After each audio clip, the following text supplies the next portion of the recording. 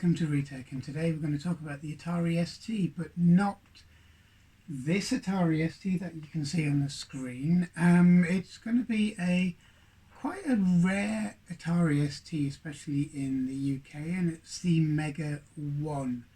And the Mega 1 was designed to be the kind of more grown-up version of the Atari ST, mainly for desktop publishing, business use, and kind of commercial style use, the more serious machine as against the original ST. It was a kind of jack of all trades, which means that it was there for games, it was there for desktop publishing, it was there for your own work, it was there for your work that you'd be doing on a commercial basis if you were using one of these for those kind of endeavors.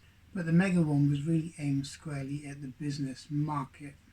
Now, the Mega 1 was almost a 1040 STE because it had between 1 and 4 meg of memory.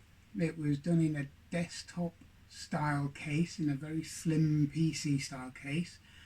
It had a blitter, or most versions had a blitter on board. There were a few that came without the blitter on the earlier ones, and it had a professional keyboard. It was no longer the kind of membrane style keyboards that the ST got, and actually the keyboard was one of the nicest keyboards I've ever used.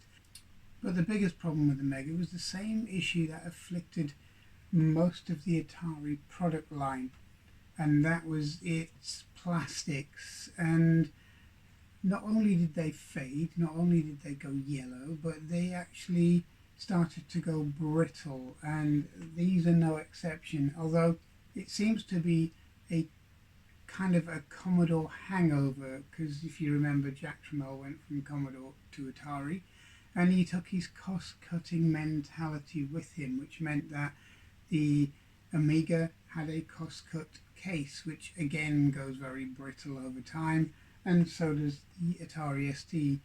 And the machines like the Amiga were very, very thin. Their cases were very thin, and that was exactly the same way with the Atari ST, although not quite as brittle as the Amiga 500s go. But the biggest problem is the Mega 1 has a keyboard cover and case which is exceptionally brittle. The actual desktop unit itself is made of very sturdy plastic, but the case for the keyboard and the cover for the keyboard is so brittle that nowadays, if you so much as flick one in the wrong place, they will crack and split. So today we're going to have a look at how we are going to restore and repair a Mega 1, especially its plastics, and we're going to see what it came out like. So let's take a look at how we sorted out this Mega 1, a machine I've had for about 2 years or more, and I haven't really got round to doing anything about it until now, because it seems to be getting even more brittle as time goes on. Okay, so I'm going to repair a computer today, and this is my sort of repairs and testing kind of bench. And basically we have the Commodore 64, which we had a look at previously, and the Amiga, which we expanded previously, and then there's a whole host of Atari STs behind, and bits of software, etc. But today we're going to look at another Atari ST, and it's going to be not the one on the top, which is the 520, which has already been restored. It's going to be the Mega ST, or the Mega 1, which is at the bottom, and as you can see, it's not the correct color. If you look at the monitor, which hasn't been restored, it's very close to the restored 520 above, so these two are roughly the right color, or as near as you can get. Now this one is nowhere near the right color, and it's also got a lot of damage on it, as you can see by this broken part off the side, and there's a crack running up here, and there's cracks all over the keyboard, including broken screw holes and fixings. But in saying that, the keyboard is really nice and it works really well, so I intend on making it like the monitor, so it matches the monitor and it's also usable rather than being frightened to touch it because it's going to fall apart. So this is my next project. Now the first thing we've got to do is take the keyboard apart. There's not really a lot to take apart because it's pretty much broken everywhere you look, and I think the worst part of it is this broken part on the side as well, so this all needs repairing.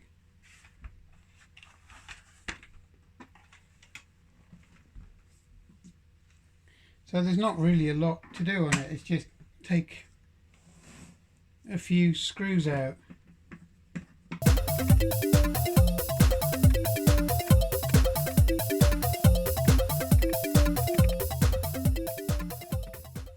And you can see it's actually cracked right through here as well. So the whole keyboard needs reinforcing.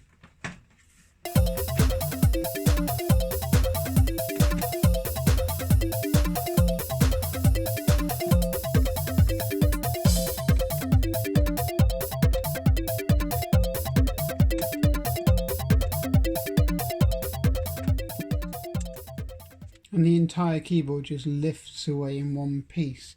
Now I'm going to remove this for now and put it to one side. And then we're left with the case. Now the top part of the case needs the most repairing. It has chips out here.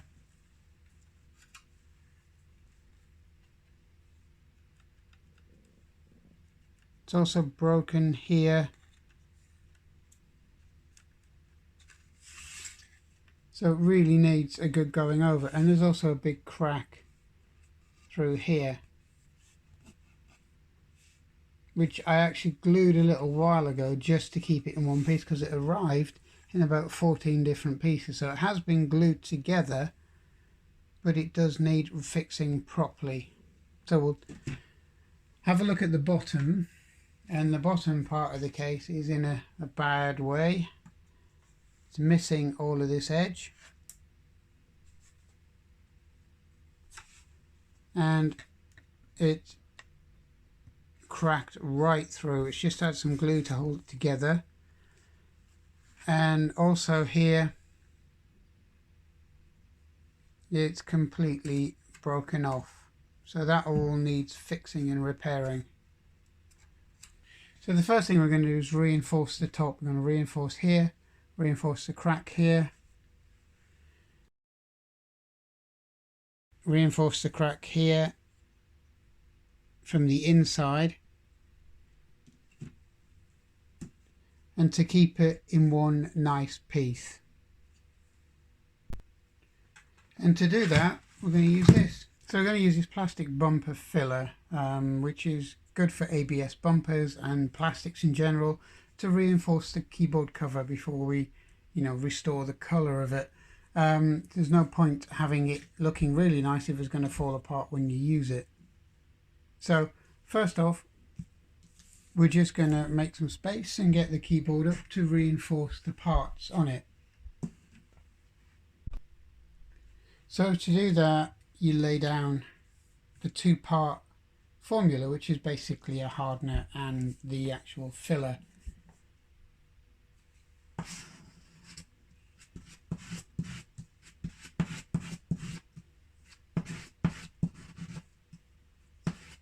Anyone who's done this on their own car will probably be used to this. So what we're going to do is reinforce this big crack here first, so it runs up.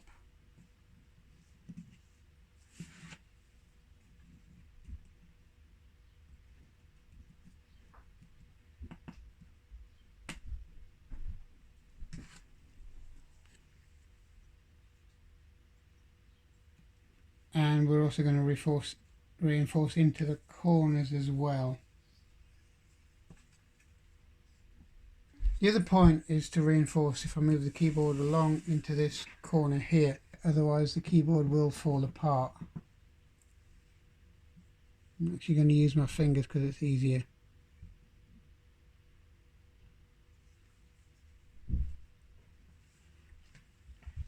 So that was the easiest one to reinforce, simply because there wasn't that much damage on it, but the bottom part is the worst one. Okay, so now we've got the unit reinforced in a couple of places. There's only one crack to do down the side there.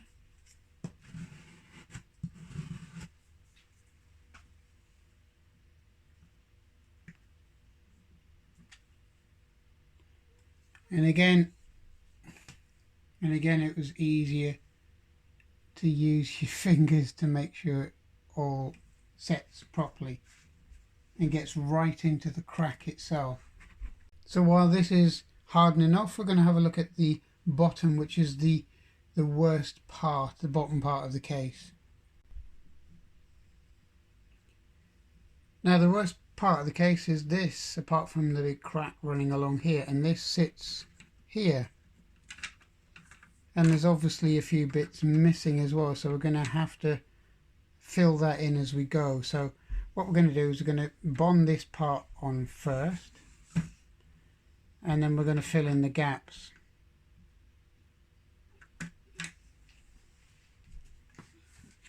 So again, we need to mix up this.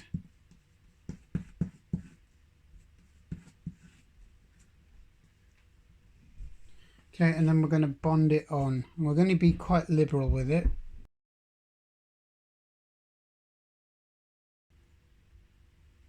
Just to make sure it actually does stick and bond.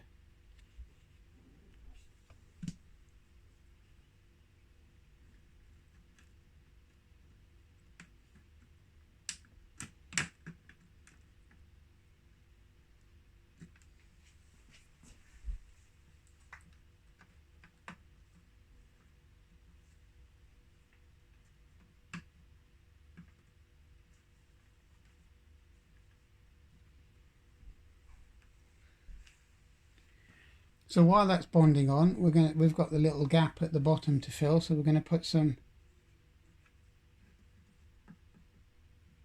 into there, and we're going to let that harden off as well, and that should fill the gap quite nicely. And it's the same down in this point.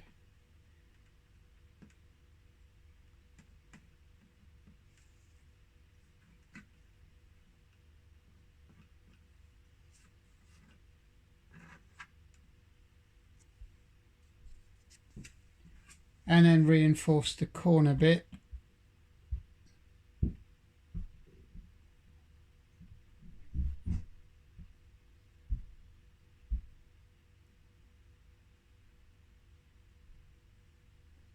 So that'll be that really strong when it bonds, and then it's the crack. There's a big crack here which also needs to be bonded.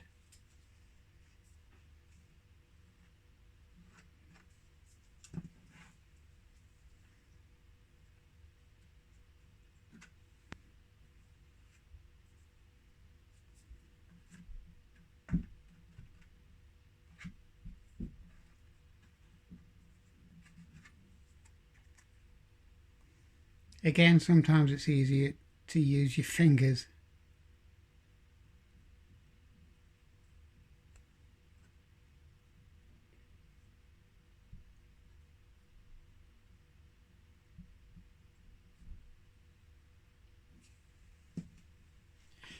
Okay, so there's the major repairs on the bottom, but we've got another one to do, which is going to be quite fiddly, so I'm going to have a look at that one in a second. But what you'll notice is there's a standoff broken off in the corner here, so I'm going to have to put something in place for that to make that work. So if we move this along, you'll see that this point here is not right. That's too low and that's broken off, and that really needs to be sorted. So I need to take this part off.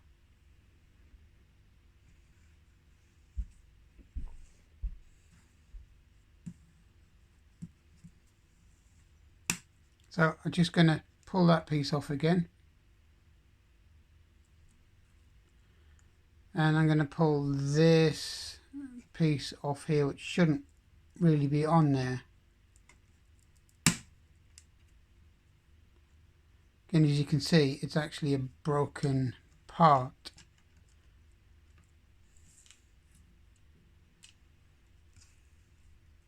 So as you can see, there's damage here, so I'm going to use this filler as well to recreate this part that's damaged. Okay, so I'm going to mix them up.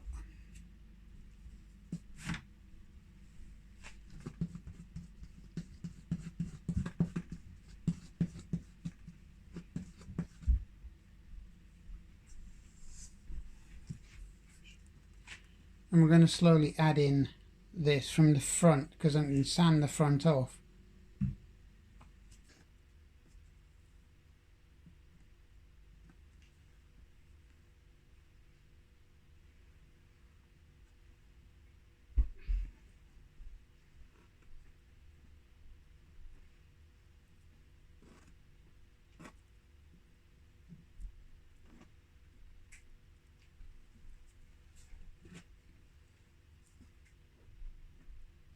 Going to let the whole thing harden off. I'm going to come back to it and sand it down.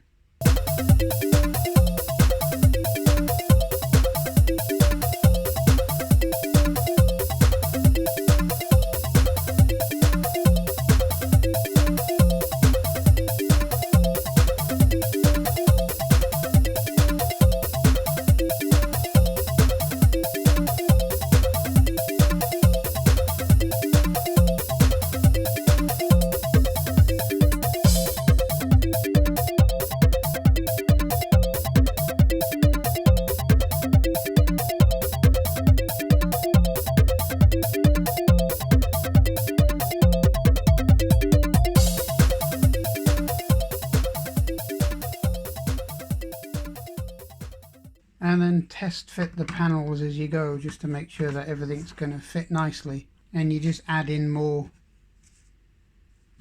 compound as you need to build the ridges up, etc.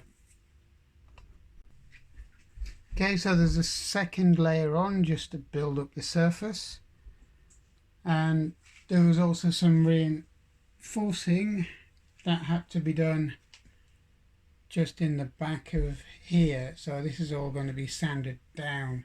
But it's immediately apparent that it's actually a lot sturdier and a lot stiffer, and you can actually move it around without it snapping in half.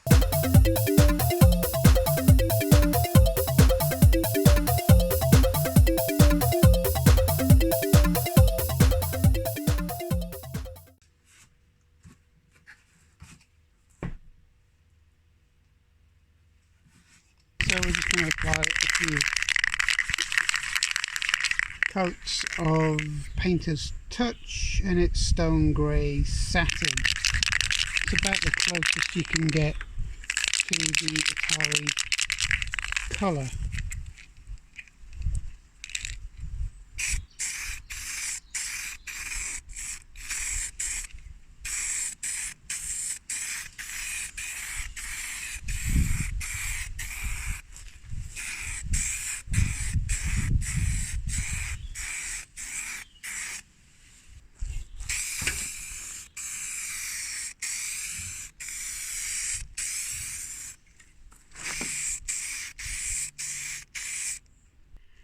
Okay, so now this is the Atari Mega 1, which has been put together now, and it's got a nice original colour on it now, and it looks absolutely fantastic.